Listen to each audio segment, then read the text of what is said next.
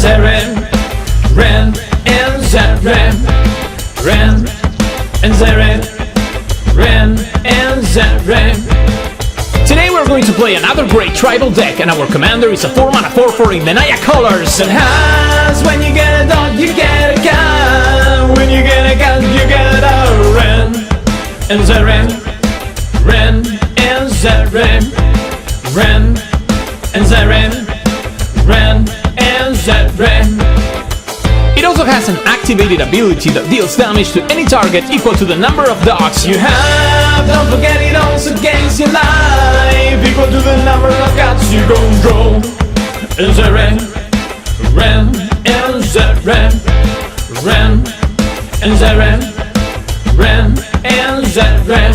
So we're going to play a bunch of dogs and even more cats. Genie Fake makes the tokens better, Mondrak doubles them up, Jetmir puts them on steroids, and Mask with Nexus for the ultimate synergy of making everything a dog and a cat at the same time. That's the deal. That's the deck. That's the deal. That's the deal. That's the deck. That's the deal. What's up everyone, welcome back one more time, you know the deal, we play Historic Brawl. And today we're playing with Ren and Seri, Inseparable. This is Naya, Dogs and Cats, playing versus Mondrak. Opponent goes first. We have a couple of dogs, and some cats, some removals, Shaper's Sanctuary, Jetmir's Garden. Opponent starts with a cat, hey, that's not fair, we are the cat deck. What are you doing, opponent? Well, right, so let's start with Jetmir's Garden. They are going to try to multiply their tokens, and we are going to try to match them on that department. Let's play the Snow-Covered Plains here, yes. And let's go Shaper's Sanctuary. The good thing about Shaper's Sanctuary, I've been super high on Shaper's Sanctuary as of late. Like, every time that you play this card, or they play it against you, it feels like it can run over with the game and give you so much card advantage, so I would recommend you to run Shaper's Sanctuary. Alright, so they have 3 lands, we can play the Warhound and tutor, have a land, the opponent says nice, of course. This is pretty nice, as we get a Plains into play, ramping in white. We are cheating, and then we will play Temple Garden, shock ourselves, for the privilege of playing a Source of Plowshares. And then holding still a Ganjo as a possibility of a spell that you want to cast. Charge of the Mites. Alright, opponent is playing draft. Playing draft they are. Imagine if they poison us here. Mondrak. The bad thing about the Warhound is that 1 toughness is pretty bad against their board. But at least we can get rid of Mondrak for a while. We have to take 3. That's not too bad. Alright, so we take 3. Go down to 18, but we kill Mondrak pretty effectively. 1 mana. Source of Plowshares. 1 mana removal spell. Curse of Silence, so we can delay Mondrak even more. Wow, that's so brutal for them. I would think so. So now that we missed the land, we can play the Eiganjo and run our commander to the battlefield. Ren and Seri trying to make cats, trying to make dogs, and also trying to deal damage to things. We are going to Mondrak. There you go. And now their commander is 8 mana, nothing less. And we have a very good attack. There's a 3 mana, a 3 power creature, Vigilantes. Quite nice. Alright. Feeling I was going to say I'm feeling awesome about this hand because we have the Chaos Warp. The Angel of Invention, it's pretty bad. I guess we can start sniping things with Ren and Seri, right? Like, we could play here the Oketra's Monument just as an investment. We could also Lion's Sash, Bolt Hound, use Ren and Seri, shoot down the Angel on their turn. We're going to need 3 mana for that, which is awkward that we keep missing land traps. Yeah, we just have 5. Oketra's Monument would be an investment, but we wouldn't deal with their board. I guess we play the Lion's Sash and pass. Maybe they don't realize about Ren and Seri's ability, so they attack onto our... They attack on us and we can get rid of the Angel, right? Like, we pass here. No attacks.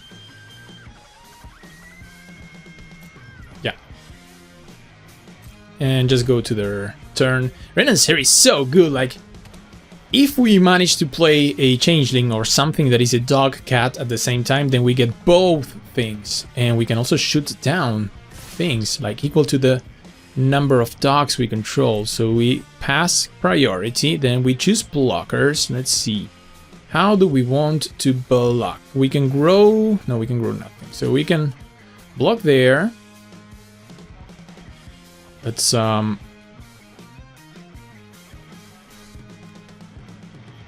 they have something in the yard? Nothing. All right, so we cannot eat anything with Lion Sash, so we block there, and we hold the Lion Sash. We don't block with Lion Sash. We want to grow Lion Sash. So then we shoot down the Angel of Invention, and this is going to trade with everything. And we take less damage. I think that's a fair... That is a fair block for us. An opponent making more 1/1s. All right. Okay, if they find a way to pump their 1/1s, we could be in trouble. So now what? Keep missing land drops. We keep missing land drops. We keep missing land drops. So we could invest in Oketra. The good thing about this is that we're going to make so many tokens that we could match them 1-for-1 with their tokens. But the bad thing is that we're going to have to wait a bunch. Can do anything else. We have Lion Sash to get rid of their things. Raise the alarm. Alright. More tokens. Ambitious farmhand. That resolves.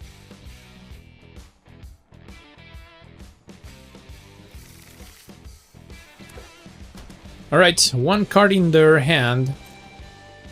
And I guess I should have done this earlier, because they could have played the Sacred Cat, and I wanted to eat it from the graveyard. So this was not a correct sequence of things, but opponent did not realize. So we can eat the Sacred Cat. We are going to take 6. Rin and Seri also can gain us life later, so I'm not too worried about our life total. Let's also eat their Angel of Invasion. Invasion.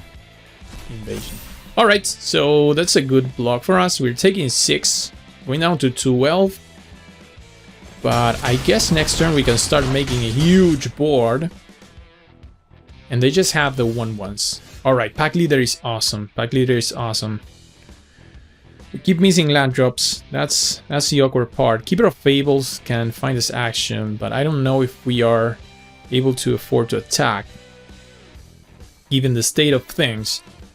At least Pack Leader is a way to maybe grow our board, grow the creatures.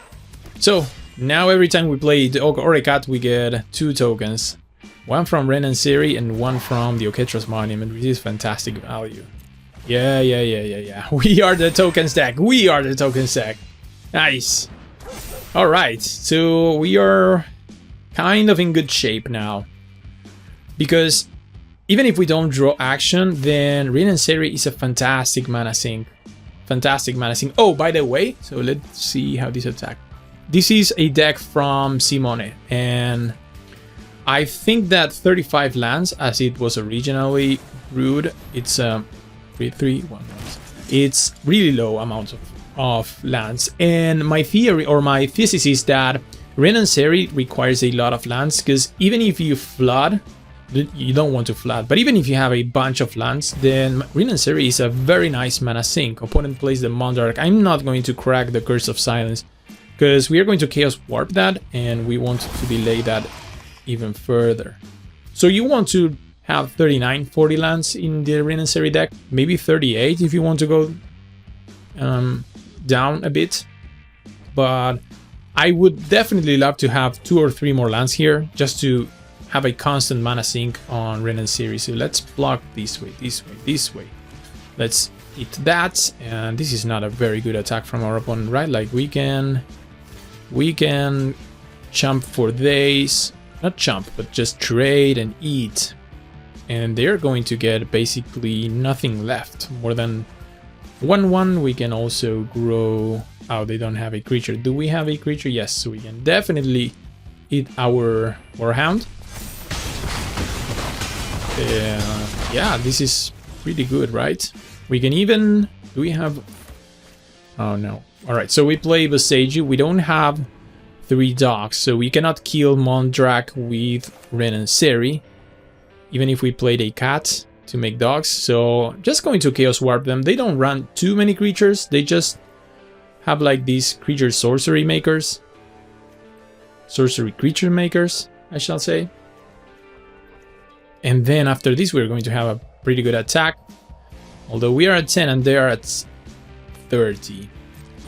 So, instead of that, let's just attack them with Lion Sash. See if they want to just trade with this.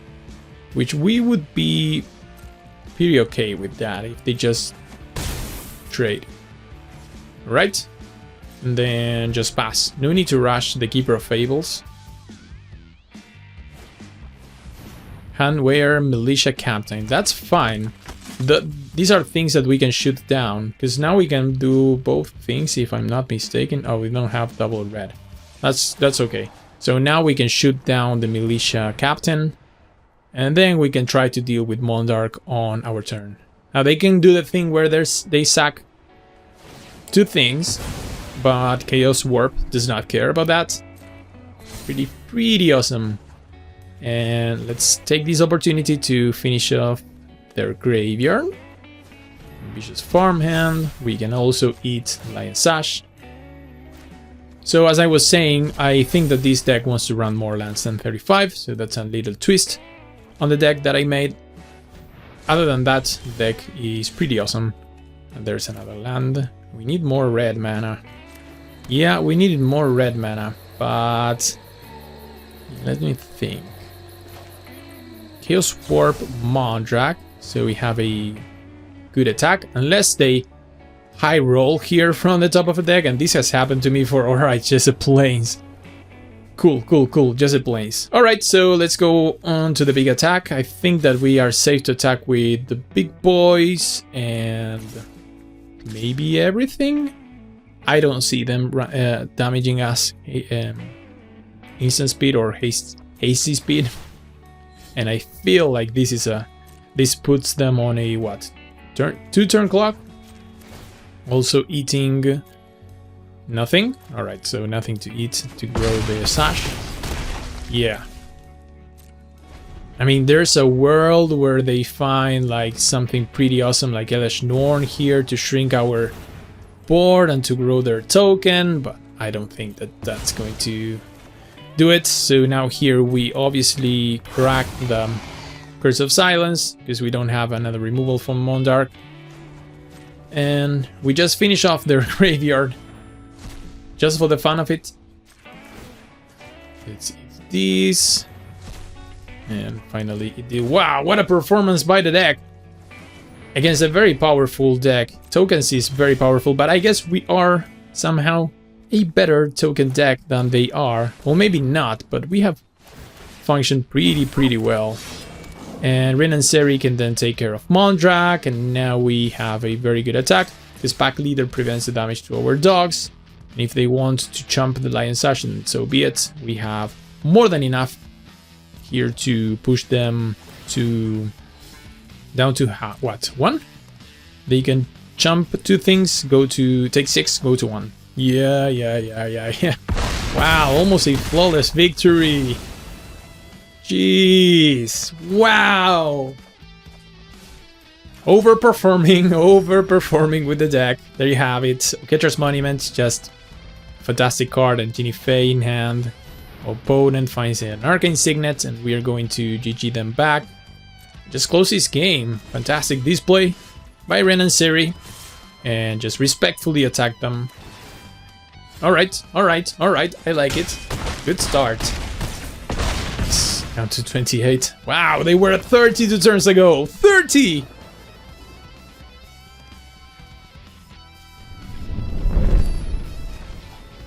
Well, here we are for another round with Ren and Seri Inseparable versus Ovika. So I hope you saw my Ovika video the other day, Root by Jordi, which was 100% mana rocks, something like that. Alright, this hand is pretty fine versus Ovika. And, well, looks like they are not that build, but nevertheless, I really enjoy Ovika. We're trying to make cats, make dogs, and you know I'm a cat person, so I would rather we made some cats, because obviously cats is the superior pet, but having dogs is also, it's also awesome. So no offense if you're a dog person, no offense, but you know, cats are way better. I don't know about that, but this is okay because we can play now. Ooh, we can play Ginny Faye, right? Ginny Faye. Alright, here we go. Shout out to my Discord server. You can find the link on the description. We are doing deck building, brewing decks in Discord, playing some games and just having fun, doing spoilers. We are starting spoiler season for the Shadows over Innistrad set, which will release on Arena. Let's play this mountain. Releasing on Arena March 21st, I think.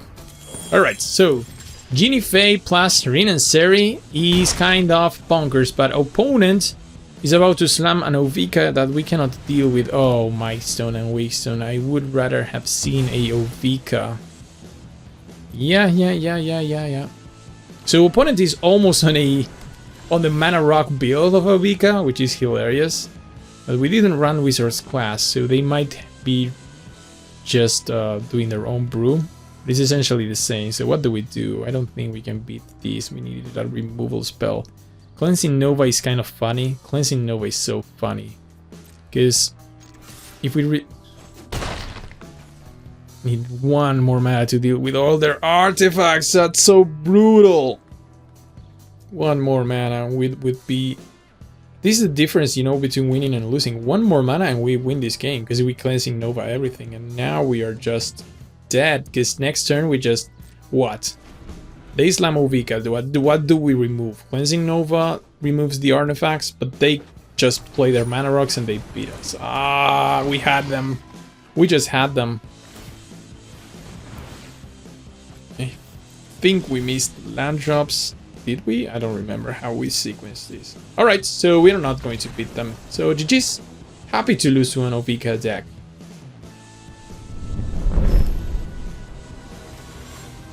Ladies and gentlemen, we continue to play with Rin and Zeri, Inseparable, Dogs and Cats, Tribal, in the Naya colors versus Toulouse. I like the matchup. We go first. Hand looks pretty good. If we draw a white source, I think we keep this. Yep. So I was mentioning Shadows over Innistrad Remaster is going to hit Arena pretty soon. So you can expect a lot of content around that in a couple of weeks. And I'm especially pumped. Let's play the green source, Arcane Signet. We could attack them or play something. I don't think we spend the gold hand. We keep source to Plowshare's up. Two commanders that are my favorites from the block are Ishkana, the Golgari Spider. I have a commander deck around Ishkana. It's not so much spiders as it is graveyard value. And then I'm super hyped to have in Arena Odric. I believe it's OG Odric, the one that gives the first strike, death touch, and whatever keyword. Let's put the trigger of the boss on these two. So now every time that, well, when we play these creatures, they are going to come with a treasure, which is fantastic. So that's the Odric that gives the keywords to all the team. I have another EDH deck around that. It's a $40 budget deck. $40 budget deck for EDH. And I believe that Odric is going to be super powerful while opponent is conniving. I believe it's going to be super powerful. We do it in Historic Brawl.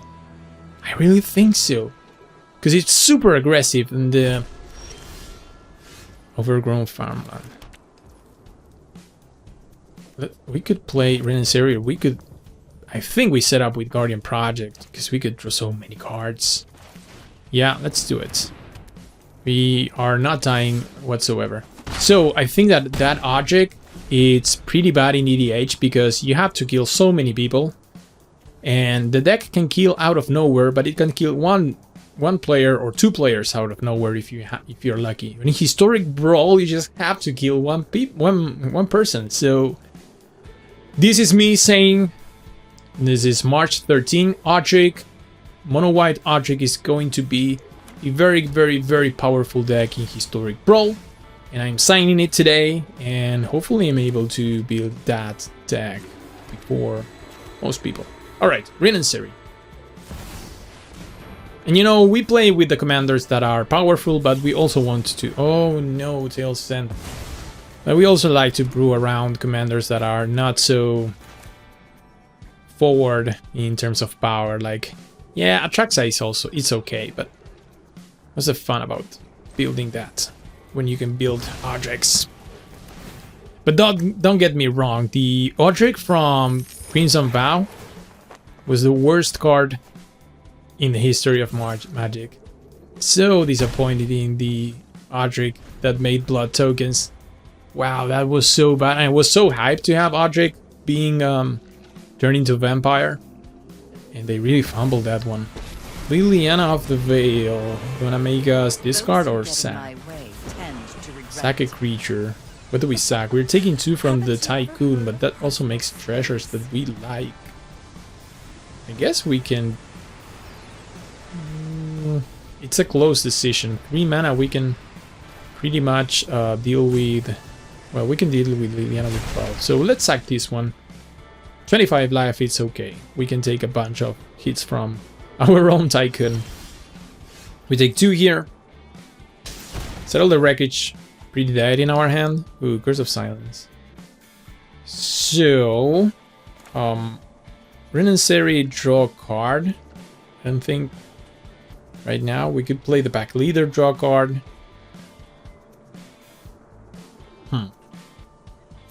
So, let's try to kill Liliana, see what they do. Do they have removal? It looks like they have it. Alright, so opponent spending all the removal to keep Liliana around, but that's okay, because we're going to be able to draw many cards. However, we really need Rin and Seri to survive. If we untap with Rin and Seri, we are in a pretty good shape. Like, we are better than them. If they kill here Rin and Seri, then we're going to require good draws. Maybe Realm Walker can take us out of that. Settle the Wreckage is a dead card, so we are hoping to discard it to Liliana here. And then playing a bunch of dogs and starting to shoot down things with Rin and Seri is pretty awesome. To lose. That's very fine. That's something that we can shoot down right now. Because we play a pack leader and we can shoot down things for 2. Don't overthink things. Although they get a Chromatic Lantern if we do that. Alright, let's discard as we wanted to the Settle the Wreckage.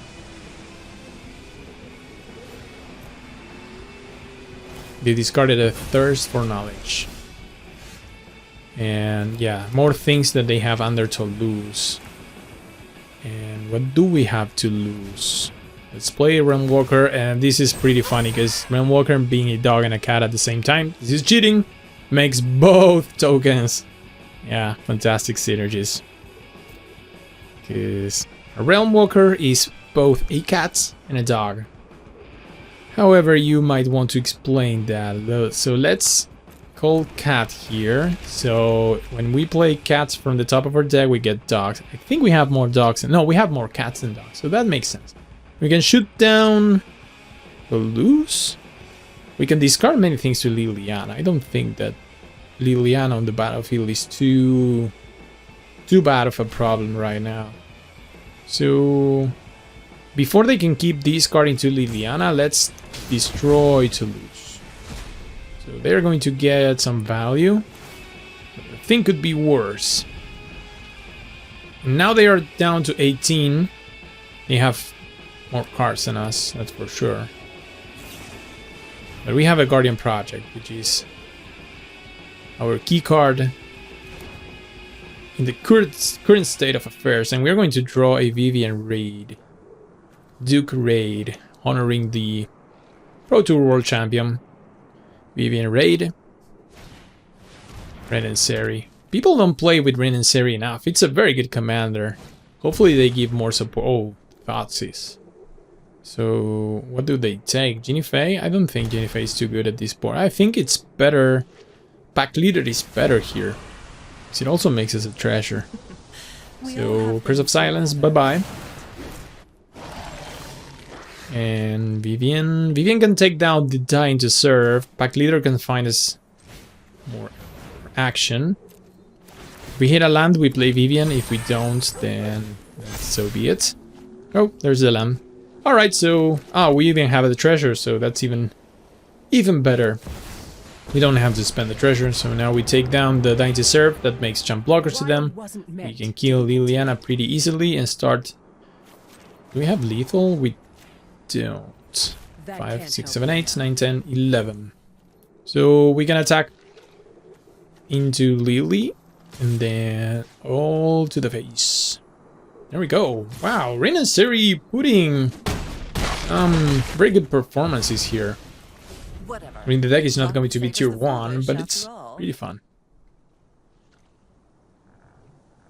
And now we have a Vivian, we have a Guardian Project, so Cassius Welcome is not a very good draw. Nevertheless. Alright, an opponent scoops it up, so yeah. A 2-on-1, fun deck. So congratulations to Simone. So this is the end of the video. I hope you enjoyed Simone's Rin and Seri build. If you did, please subscribe to the channel, leave a like, leave a comment. We will see each other on a future video.